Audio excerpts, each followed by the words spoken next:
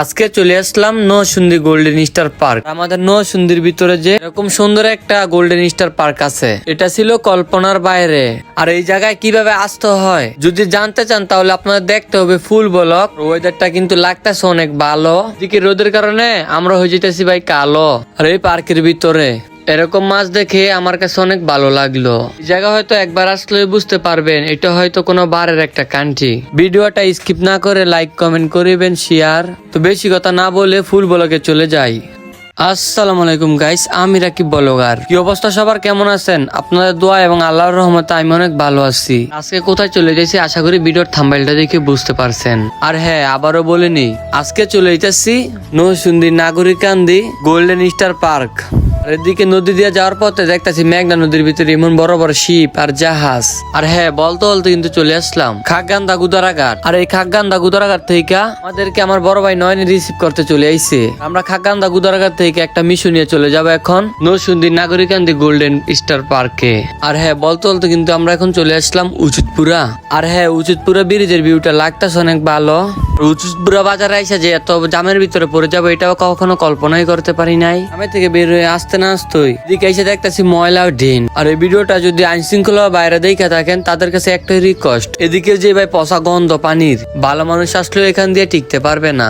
আর রুগী মানুষ যদি আসে, অনেকক্ষণ পরে প্রকৃতিকে একটা আবহাওয়ার বাতাস পেলাম, অনেক ভালো লাগলো। আসলে তো নরসিংদীর ভিতরে জায়গাগুলো আমি চিনি না, এর কারণে আমি নামগুলো আর বলতাছি না। কেউ যদি জানি না থাকেন একটু জায়গাগুলোর নামগুলো বইলা যাইবেন, পরবর্তী আবার আসলে বলতে পারবো।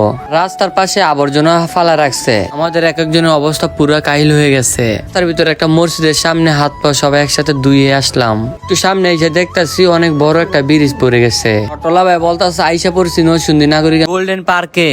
ফার্স্টে আপনাদেরকে প্রথমে জানাবে স্বাগতম দরিনপুর। অটোলা বাইকে বলে গেলাম গাড়িটা পার্কিং করে বসে থাকুন আপনি, আমরা আসতেছি। আর হ্যাঁ, হাঁটাহাঁটি করে এখন চলে আসলাম টিকিট কাউন্টারে। আইসে দেখি বলতেছে টিকিটের দাম নাকি 150 টাকা।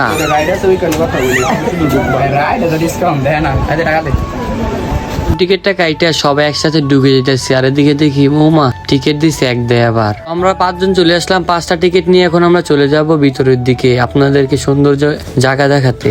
আর এদিকে ভিতরে আসতে না আসতে মনে হইতেছে কোনো এক বারের কান্ট্রির ভিতরে আসছি।